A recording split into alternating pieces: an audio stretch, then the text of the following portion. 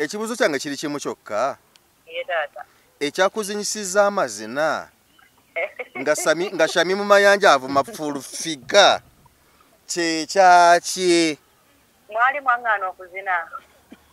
Era ozina oli lwavuma oli. Nze nadde nzina amazina gange ng'omukazi omukulu ku kyalo. Mwe muli batembe ogatula nsipaalinga gye mukola ki? Gye nalabye awo olukala lw'abantu abamuwalana nga nawe kwoli. Banayenza okuba nafuna ssente zirina bwe mpalana. Ebyo ebintu by'abantu banaku ate simanyi yatemye ekikajjo kyange. Nafuna essente ziri eky'emisana n'ekyeggulo sirina gwe mpalana. Tolina gwewalana yadde.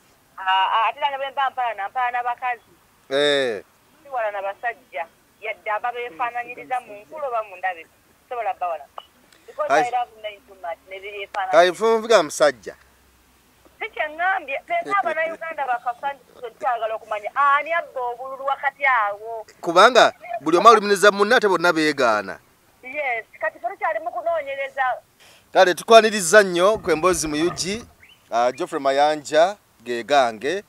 bwe bali kutulaba yonna gy'osinziira okutulaba. Tuze tuwayemuko ku mboozi kw'ebyo ebigenda mu maaso ebitambula side awo. Ndi wano ne Claire abadde abuze nnyo. Omusajja ennaku zino amuli bampa ku bampa. Simanyi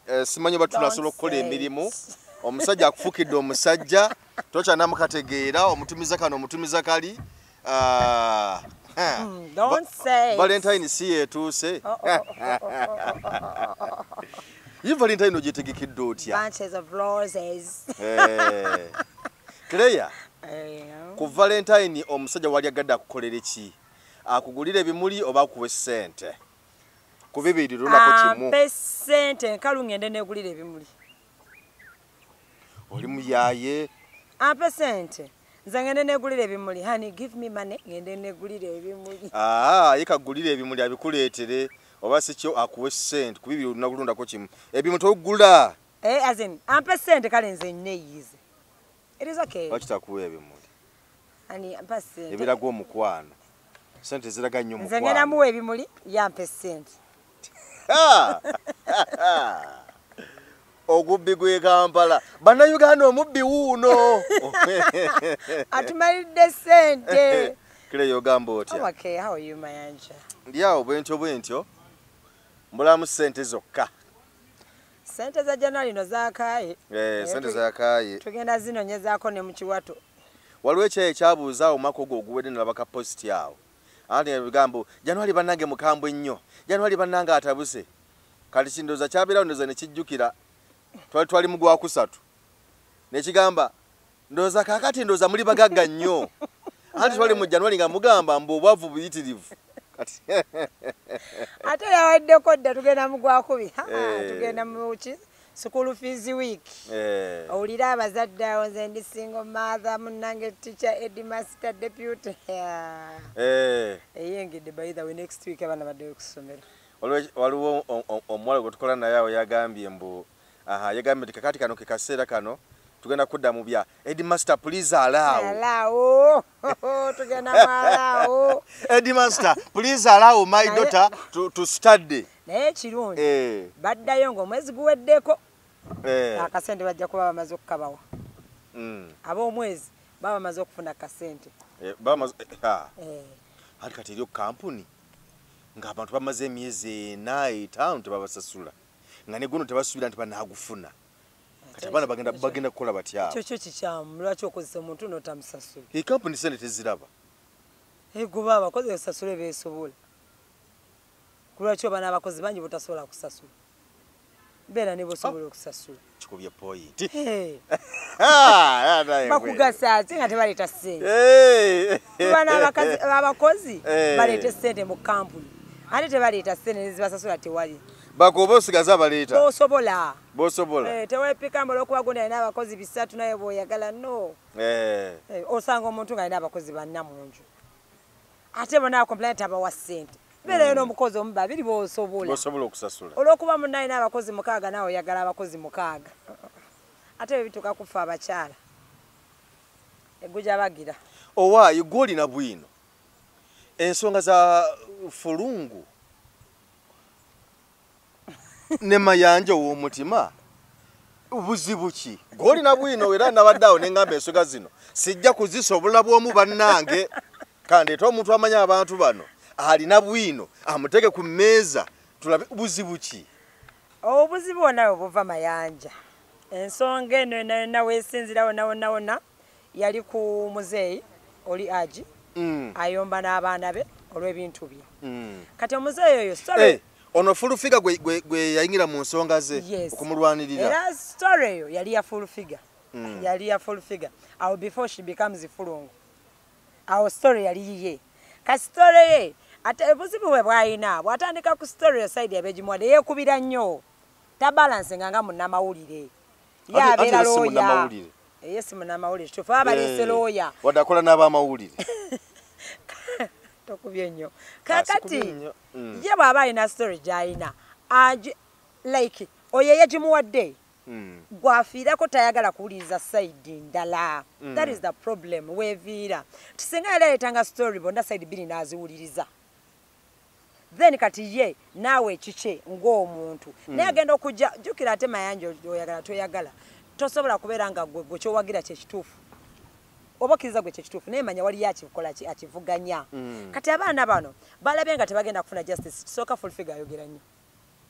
alina abamugoberera baki bangi kati n'abaana abamugoberera bangi ekyo tukikirize tukigandi full figure alina abamugoberera era ku for you page ojja kubeera awo ng'atuuse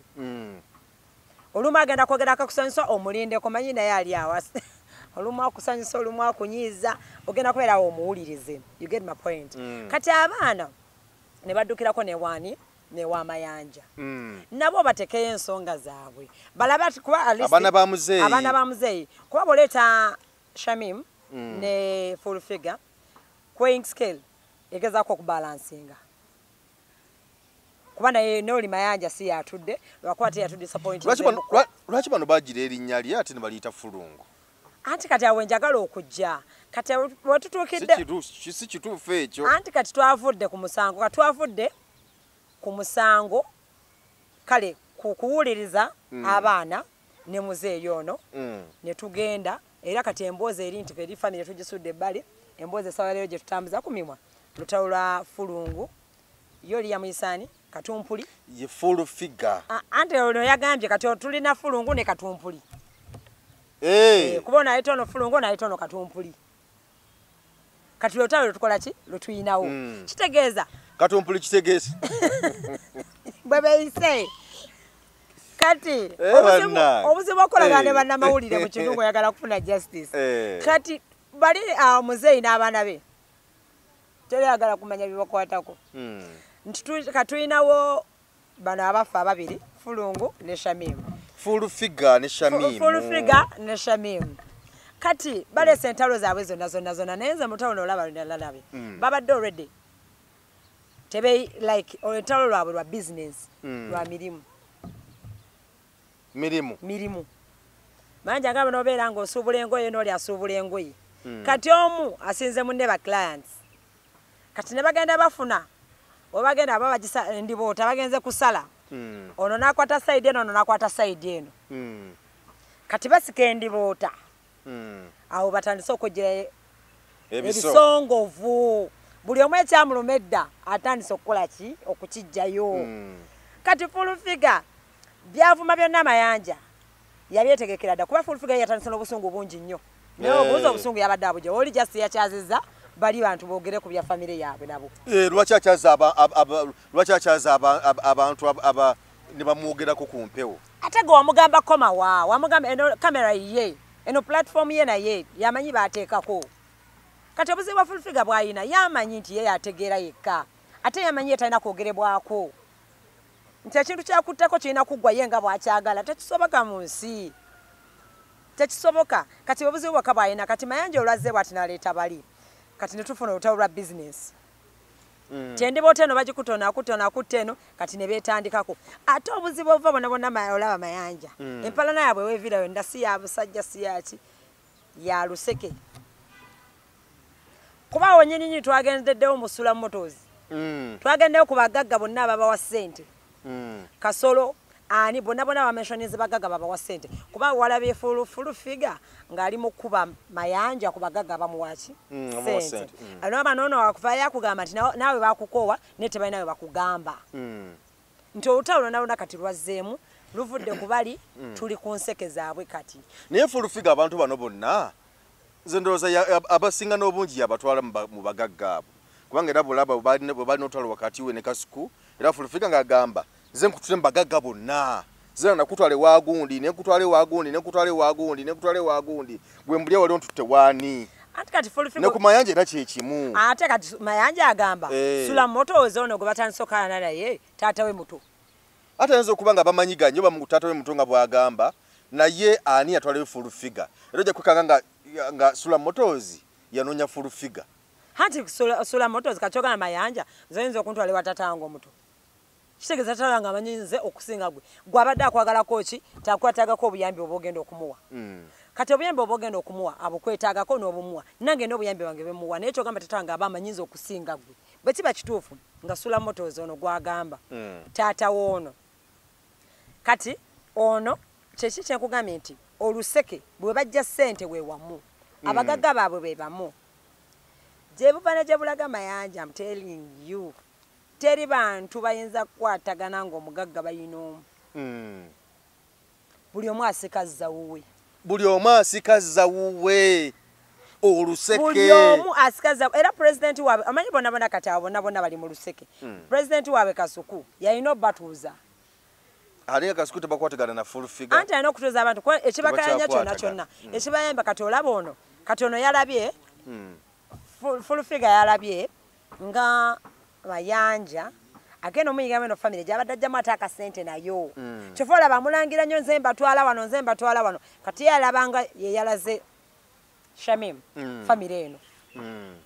kumbe ate oyinza okwesanga family eyagenze nesituka negende wa Shamim bebamunoonyeza kati olaba akawogo kabadde afuna eno Shamim agenda okukagabanako anti kakati yo obusungu wabujja fulu figa nti bano abaana baatekamu n'ebyokuwaayira nga bagamba mbu yatugamba tumuwe ekyapa tumuweke ekyapa kimu ensonga azimalirize kati mbubbo ne bagaana naye nga byogera mu kamera ye byagamba nti si bituufu bamuwaayiriza olutalo luba lutalo olutalo luba luki lutalo si gwe wa opponent wo byagenda okukubisa si gwe omuwa byagenda okukubisa ye yajja ne byagenda okukubisa kyogamba nti fulu figa muzeeyi gwawolereza amumanyi nnyo okusinga abaana be lwaki yefula nti ye muzeeyi byamugambye bye bituufu nti oba family sayidi eno kuba ziri families bbiri ti sayidi eno byemugambye bye bituufu lwaki alina okuteekawo naawe ka space n'agamba naye nabo kyogamba abaana balina bibi byokka ku muzeeyi waabwe so olina okubeera omugumiikiriza naddala kasoyingira mu bino ebintu by'amawulire ebintu by'okusala emisango ebintu bya poliisi olina okuba omugumiikiriza kati n'olijjukira Musaasire Shamimu oli yaleese musango kati mayanja omuntu gw'ogenda ku poliisi n'oripootinga omusango gwo kati owa poliisi ye yawandiika gw'ogamba Claire yabbye essimu yange yakoze bw'ati ne bw'ati ne bw'ati ne bw'ati owa poliisi obuvunaanyizibwa bwe kukubira Claire oba kugenda kukwata Claire ajje kati then mwe mugasimbagane okitegeera kati mayanja Musaasire si yabadde alina okugamba bali muzeeyi wamwe teyabba kyapa teyakola bati olw'ensonga be bamuleetedde ensonga si yagibaleetedde kati fulu figa ekyo kintu kimulemye okutegeera ye amanyi nti omuntu ow'endowooza endala aba mulabewo alina okukikkiriza nti bwe tuba twawukanya mu ndowooza tetuba balabe make your points I make my points okuwawukana mu ndowooza tekibafuula balabe no tetuba balabe ate gwe bw'oba ku kintu tolowooza nti oli tagenda funa magezi gagenda naye kweddukira wamuyamba kwa ye fulu figa yalowoozezza tolwokuba yali nguno omusango jjukira omusango olwedde gwajja mu kamera oba musango oba nguyite ntya olwedde byajja mu kamera kitegeeza abantu tubigoberera kati nabali abaana si basiru balina okuddukira ne bafuna omuntu abalwanira mayanja Shamimu yayogera nnyo Shamimu naye akola ebyamanyanga ge naye wano leero talinawo omusango era bino byonna byatandise okwevuma omusango agulina lwaki aleka bali ne bawayiriza mu kamera ate yamanyi nti bawayiriza gobogenda ku police emanyi nti owayiriza ogenda kukola statement yo bo bawandika statement yo oli aveyo yewozeeko kati shami ani omufo kyokuvuma ono ate nekyalo story yabwe badde sena okukka story yabwe badde sena okukka mufo kyokuvuma fwani Shamim abadde adda mu motoka nga balimu mwamuvumira na making a points ze lwaki muzeyi bagala abana mubba ebintu nakwata bulungi nnyo aweereza oli Shamim ng'amugamba olaba muzeyi yangambye bati ne bati nga bwetunuzaamu kamera gwe Shamim lwako abaana bakulimba lima nga bwetunuzaamu kamera n'abiweereza mufo ky'okuddawo n'otugamba simanyi bikigwe simanyi ebice byakyama n'otuwemulayo mulamula tekimakinga sense naye abantu bawalana nnyo full figure talabye abantu bagizaawo ebifaananyi by'abantu abawalana full figure kuliko Kasuku awalana full figure Luseke Tamale Junior awalana full figure Luseke Saimuka wala tawalana full figure Luseke Shamim Manja awalana full figure bagasemani omulala bawera yakunama kisa kyabiki kya Stan naye mulabye nga ava kuvuma full figure ntikati excuse me ntiyanyiziza abantu omusajja oli yamuwa omulimu gw'okuteeka amawulire afune obwenkanya nti agenda kutuuka busanga tabufuna lwaki omuntu gwe yakozesa olwedde abantu bamuyinako obukyayi obuyambi bw'omusajja bufe abadde agenda okuyambibwa bufe nti kati abantu bandibadde bamuyamba bakati essaawa ya leero gambye story eyo kati eri wali wansi tunyumya ku kigati lutalo lwakuyombera mu mawulire kati omusajja oli yagenda full figure afunye justice nti yabadde taddamu bwato yabadde taddamu kuvuma Shamim yabadde making up points zonna eziraga nti omuzeeyi ono talina buzibu omuzeeyi abaana baagala kumubba oba omukyala we ayagala kumubba naye kati sawa ya leero tumuvuddeko ate nga tumuvuddeko bannayuganda otumanyi twabadde ku liripazo wano nga tukuba left right genda twamuvuddeko dda kati liripazo ne bakola kyesaawa eno twamuvuddeko dda ne epas byamuzeemu tulinze show ya epas kutandika biri tukoze eki tubivuddeko kati tegeza muzeeyi tumutadde tayambiddwa abantu bajja kutuuka ekiseera bagamba amawulire tegayamba baddeyo ku mainstream ku fayiro ku mmeeza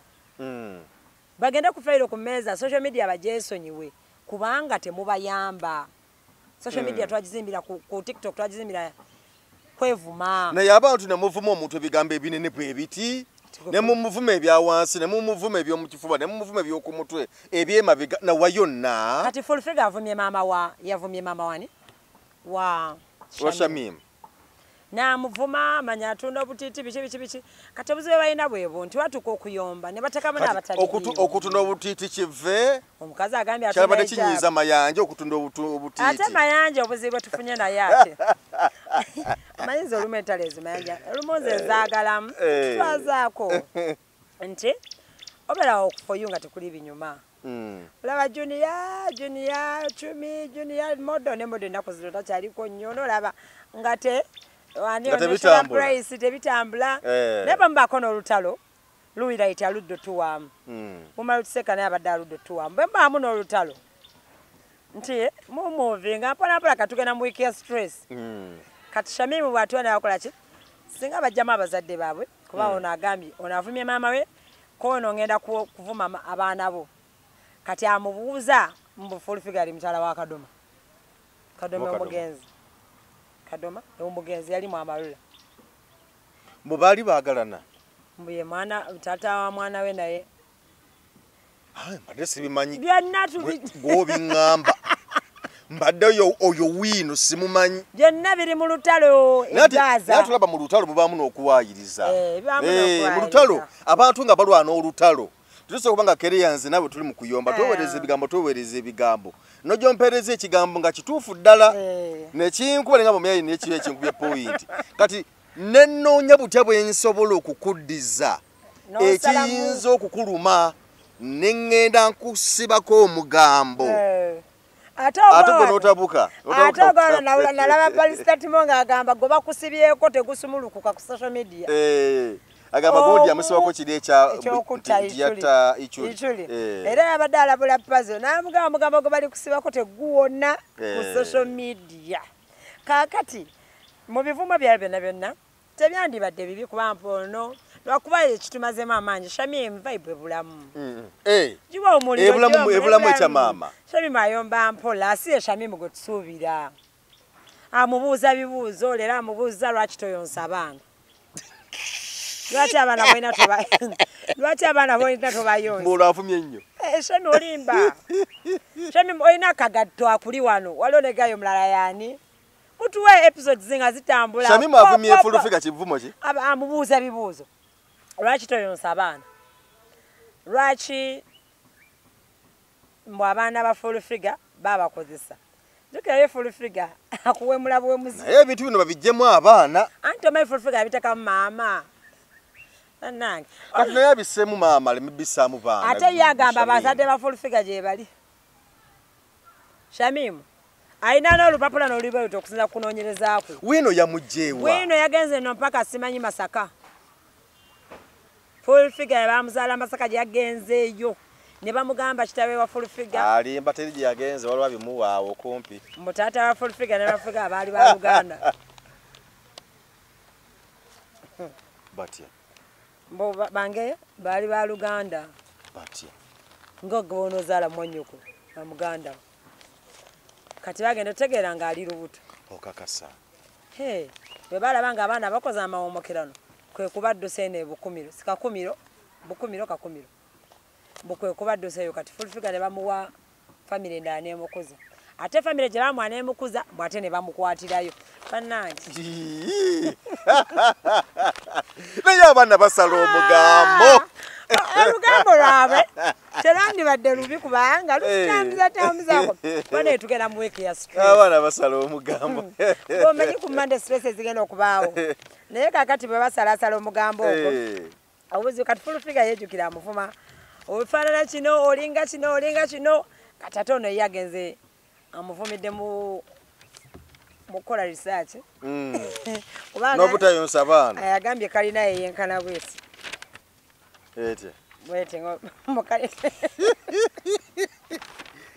mukana ya fulufiga etula kuno yeyenkana lupapula luno ye poloti kati yeshami mumayanja ye eriwa fulufiga yalina okugituwa anti awo tuli mu lutalo kubanga omuntu asobola okuba nga asula kuno nga poloti ye yenkana bweti kale neboba yenkana bweti naye nga wuwe kati nga gwe woosula osula ku kiyumba bwe kiti naye nga si kikyo ng'opangisa kipangisi kati anti awo fulufiga alokuba obuzi wa fulufiga ate ye bwaba takola research kuba abadde ali abyogera agambye kati avuma musajja wa Shamim akasajjako katono kampiko Shamim kanjagalala kuba wabulu akwagala kale olutalo lubulamu just vibe olutalo lubulamu kathupu everyone says just sefuko amugambe ko Shamim okubaya watuza okutuvumira mu nduze kankuvumira mu nawe sefuko mutabuzi amugambe okotosobola kutuvumira muntu nawe kankuvumire sokoleke sefuko agala bavume fulufiga katomanyi kati bino byafuuse byampalaniraako tomanyi kati fulungo ono alina abamuwalana bangi omanyi atakenze abantu bangi bambi kyekyaddala kati abantu buli omu bulaba balaba nga afunye justice abalaba buli muntu kati bannaalongo bonna kuba gudikudde era mulayeko nga zina naye amazina naalongo kazina naye amazina kubanga kati omulabe bali nani they are not friends naye balina omulaba ani kamukubire essimu mubuuze naalongo kyekyakuzinyisiza amazina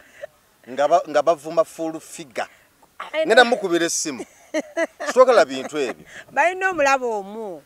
bosi bamukwano naye bafunye omulaba nti omu bafunye omulaba omu naye nga webigatagatta all in all luseke luseke lwatabuse era nze abadde nsaba kyamaani Kasuko ow'oluseke agattegatte abantu abo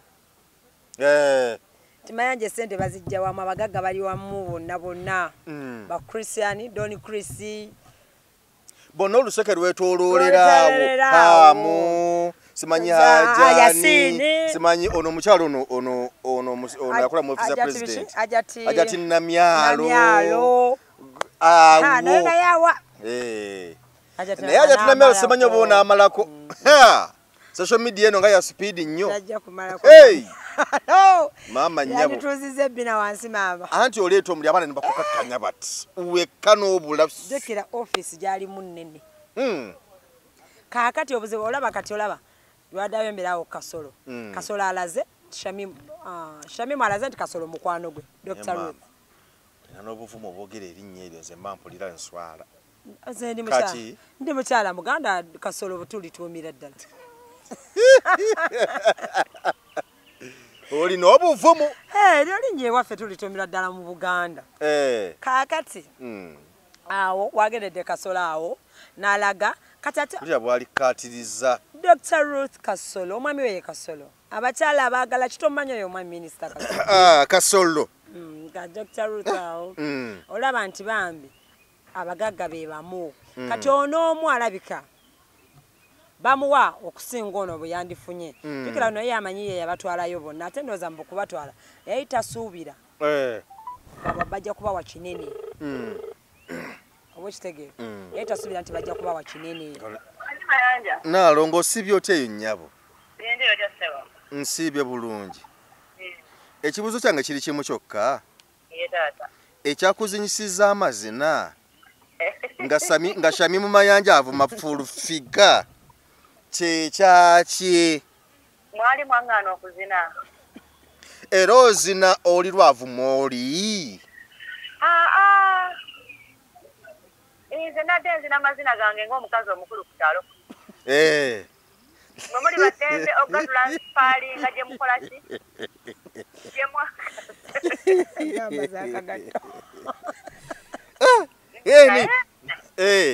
nabadde nzina nga neebaza abaana nze nali nzina abaana baaliyeni abaana baaliyeni oli ozinira abaana baaliyeni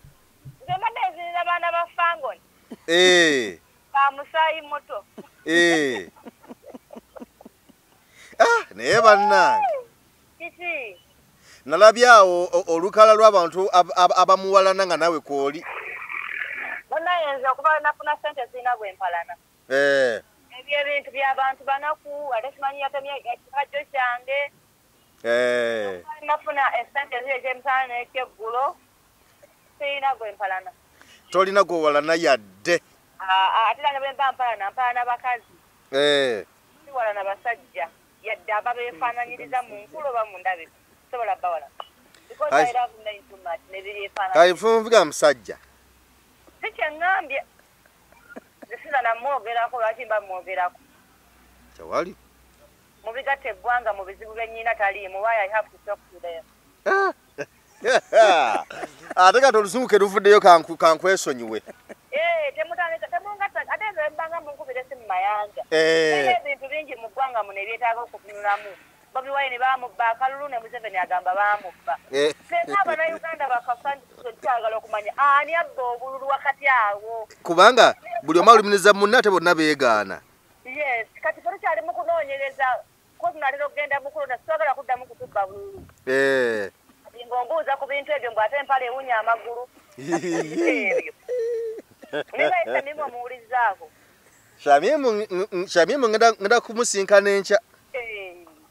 yeebala omwana baayigwe okitegedde kati olupiga akoze abalabe bangi kyekyaddala bano bonna abaana naye abamuwalana bangi anti ye abaana bano abamazeeko emirembe nabo bagimumazeeko ye yalowooza social media yiye ye yali amanya so ogikontrolinga yekka kituufu ate nobolaba omukazi oyinza olinga alina omutima omulungi lwaki akulaga abaana bonna nti abatutte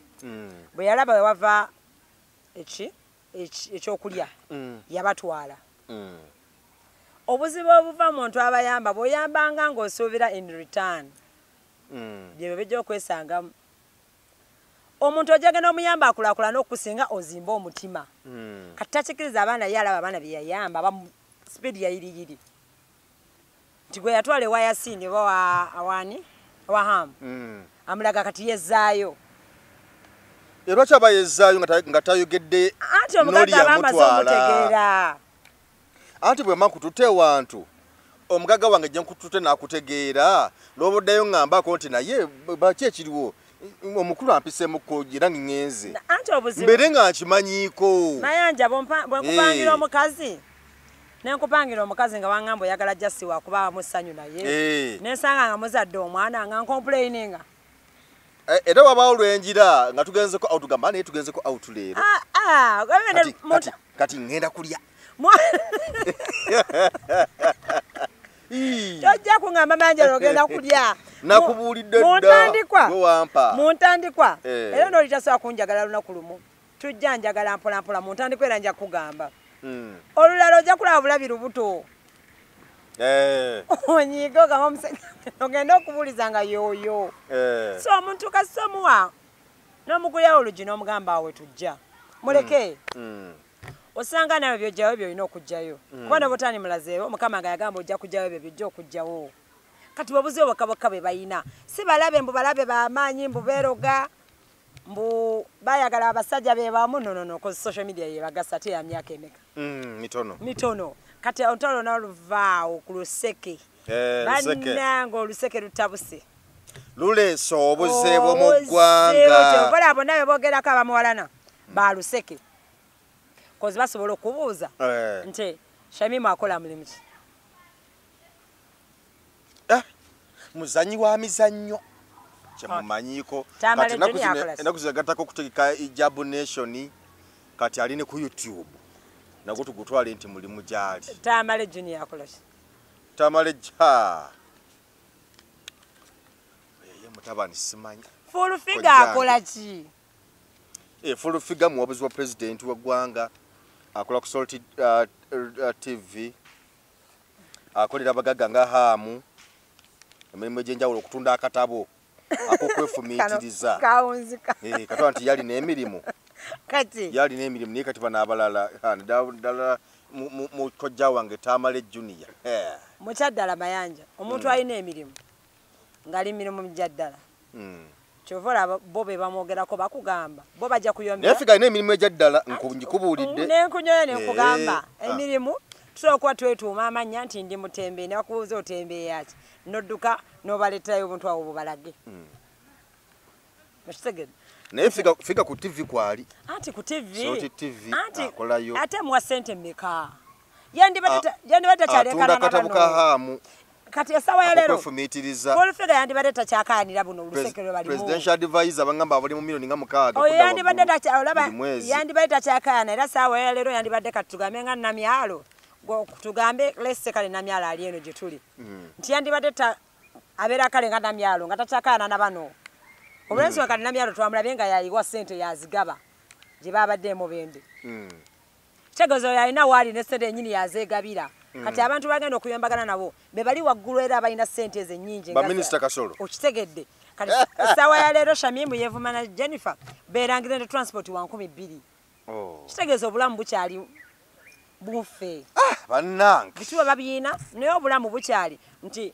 presidential advisor nga bwagamba yandibadde atayomba ne Shamimu gwagamba mbu atunda butiiti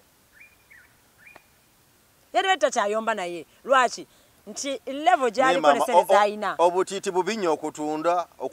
ate no bwatunzi tabimanyi nabbimanya nti essaawa ya leero yandibadde takyakola ki yandibadde takyakaanira ebyo nti omuntu presidential advisor ate atulisiko ne kusaasira ojja omulabe ntalezo tazibaamunyi ne buno buli ebinyeebwa bulijjo bansebedde n'okunsobera ye bakyabo Bapakistani baki balaka Eritrea Balitria bebambala zino ekkanzu zino bangi nno nabo kati bali ebinyeebwa bagenda kulira naye abo tebatumaliriwo ebyokulya b'emirimu nenyi byonna babitumaliddewo dda kati batandise n'ewaffe babaddeeyo lukuli kibikubaganya nga bamanyi Oluganda balumanyi kubanga ayise essebo fe wano tugeeza ddala naye katono olutalo lugenda kuggwa lutya kubanga omuntu tukukulangira munno n'omulangira wansi nga bwe n'ogamba nti waagira wati yagenda ebyo bivumo byakuwaayiriza buwaayiriza bitwala by the way naye naffe tukimanyi nti we are not taking them serious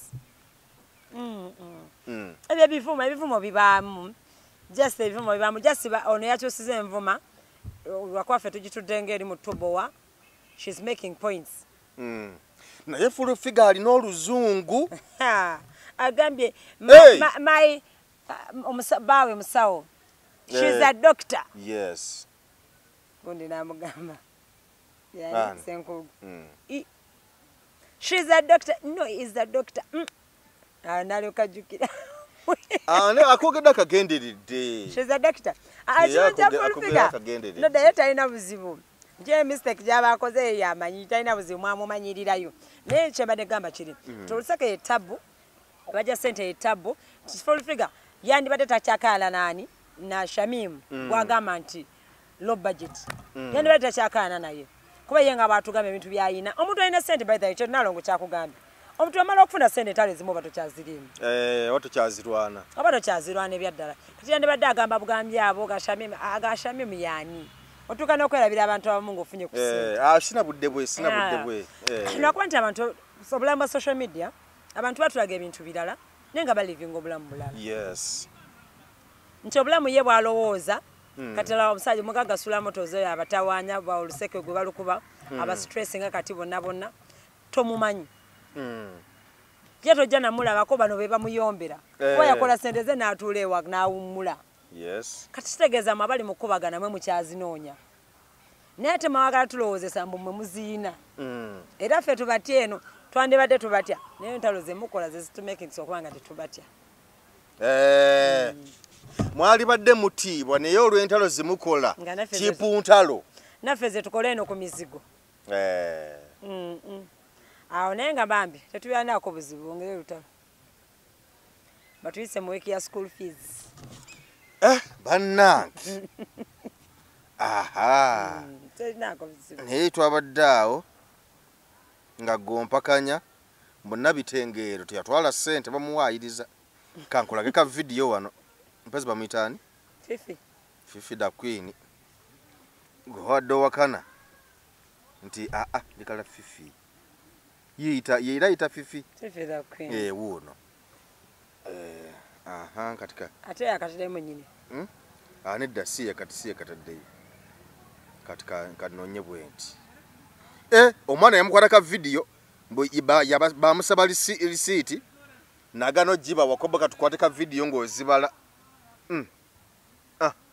kalabye ng'abala omududu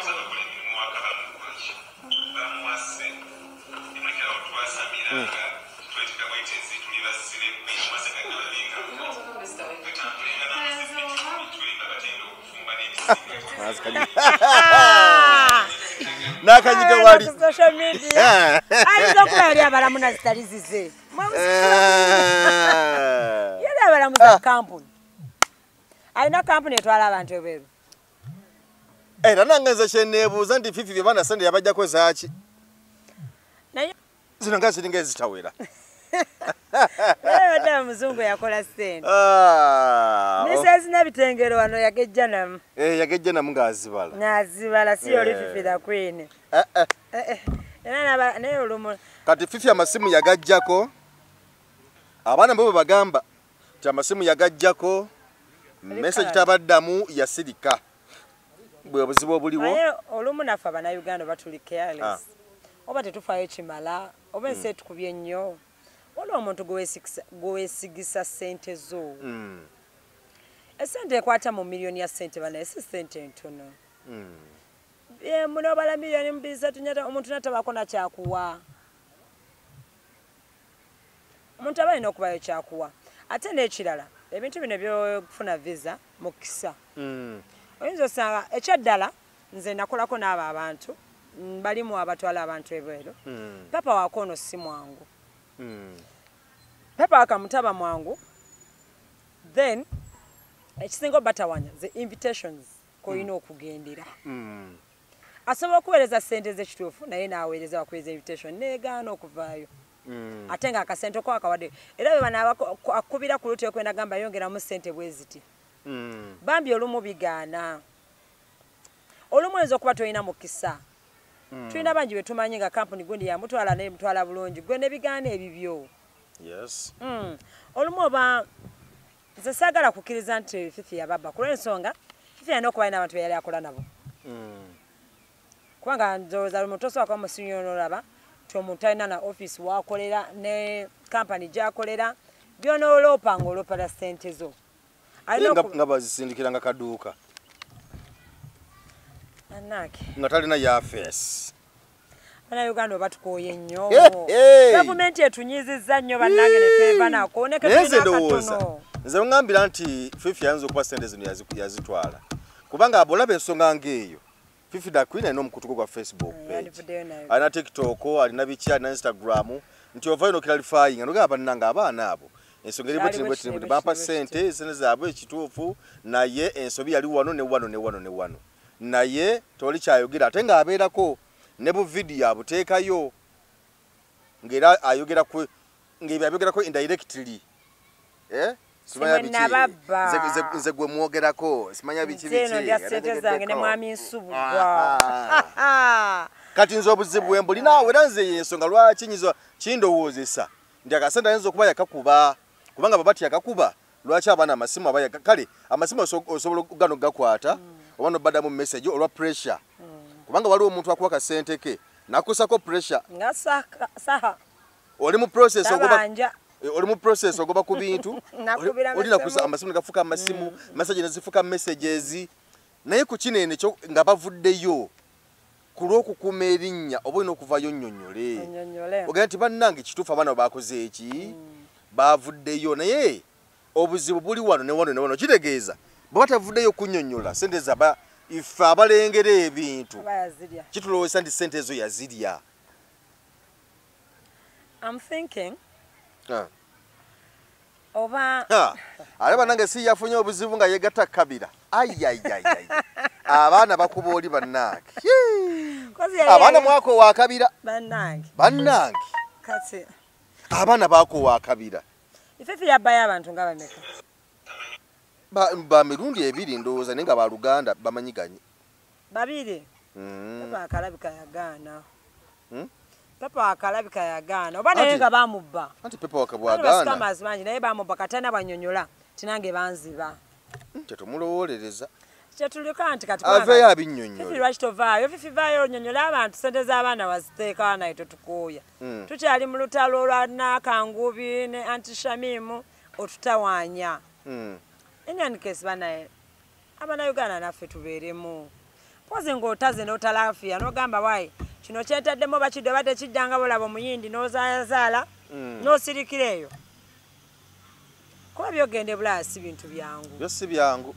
si byangu n'akatono nza okuba mama Wasene ng'ali agoba ku bibye kuba nabye bazimuwera Uganda ng'omukazi yali agoba ku bibye ife kyogoba ku byabali abamuwa ssente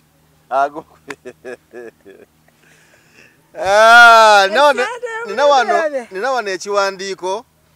omukyala Flavia Namulindwa yakomyewo e Uganda waali naye waliwo ebisitusaawo bya baganzi be na biki byonna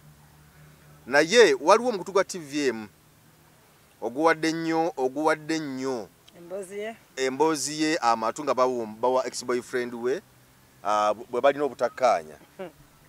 wano waliwo awandise ekiwandiiko bamutasula flexible agambye nti you might wonder why Kanyike the ex-lover of Flavia is being given much freedom to speak about her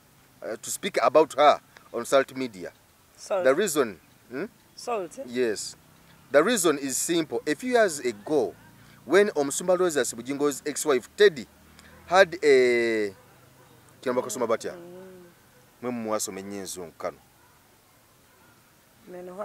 kale bwe bafuna obutakkaanya oba bwe bayawukana nagamba nti Flavia and other feminists organized and demonstrated by buying sanitary pads which promoted Bujingo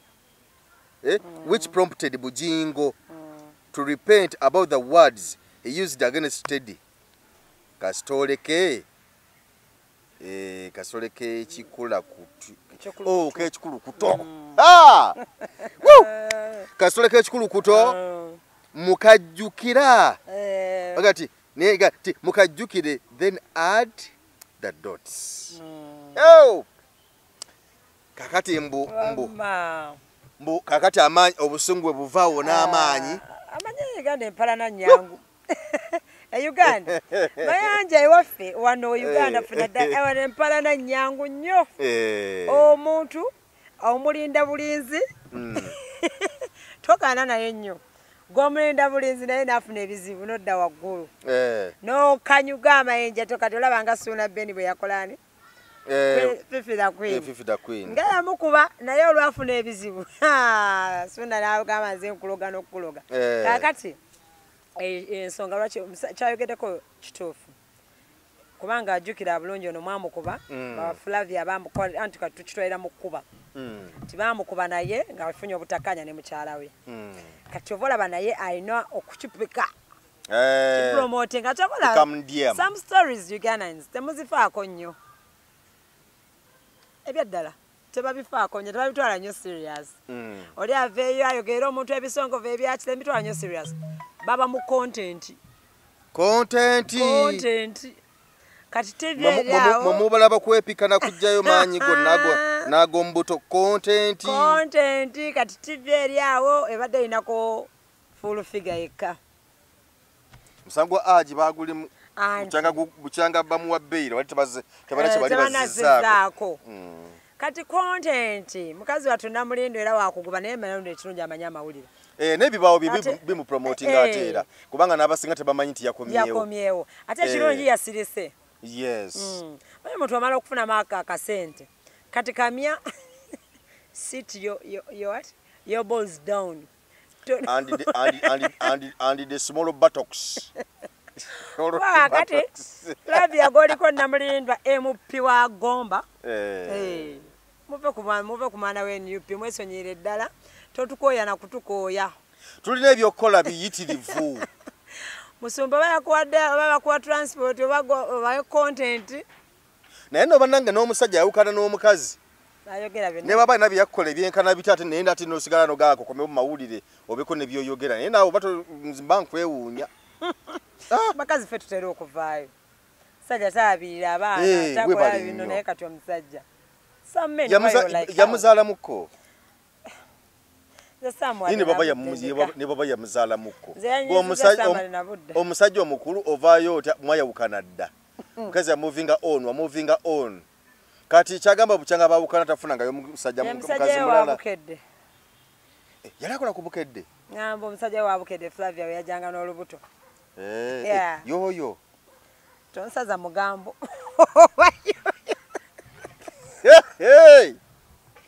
alabika yoyo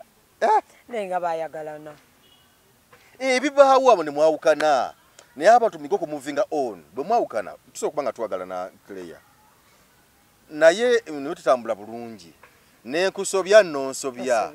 naye bwe twawukana buli munamu muvinga on ofuna omuntu wo nange nenfuna owange sera lwaki ate nzira okulokera te ngabe oyo bananga oyo ndalikana okudda amawulire nererejje omusajja omukulu anti obuzibu tulina content yatufukira content waliwo content watalina kututuusa kati content bafuka content ne tuba n'entalo tumanja nzinza okwogerako ekintu nze nga badde nkyogerako kitono like I'm complaining ne mukwano gwange banange nakola tufuwa kakati ekyo kale katumalirize sio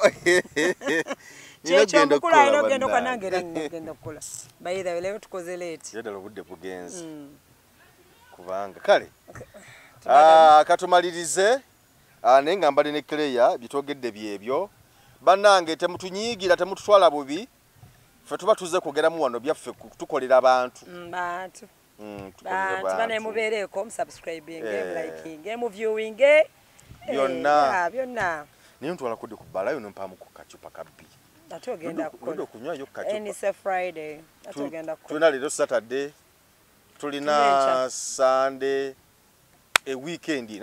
weekend yao gero soko okole nange ngene ntegeka tunywamu kamu bubiri busatu naye abantu bagenda okunywa omwenge nti ti tugenza kangende nywemu kamu bubiri ate otukanywa crate and number one for the road kaba kamu ka lugendo ogambye kamu bubiri kiki kunywesa te crate number ngo wagenze kunywa kamu bubiri oguli ku mutwe gwe gulamuza oguli mu crate ate banange n'abantu be bagulira mukendeezeemuko bakutute bakugulire ate onansi okuwa amateeka tosiridde ku nkoko zisimanyi gwosa kyabagulira nga temutuwaza ngova namwe mulekeraawo muntu mugulireyo omweyo ekyebiri agenda anyweko ayite supu y'enkoko nkugulira ate nkweneza angova omanyi gwe omuntu ayinza okugulira omwenge mayanja nesente z'okozesa mu angova nezisinga zeyaguzeemu omwenge I'm telling you kituufu n'olutasupu ekigere ow'enkoko ngenda mu jimu mayanja tugenze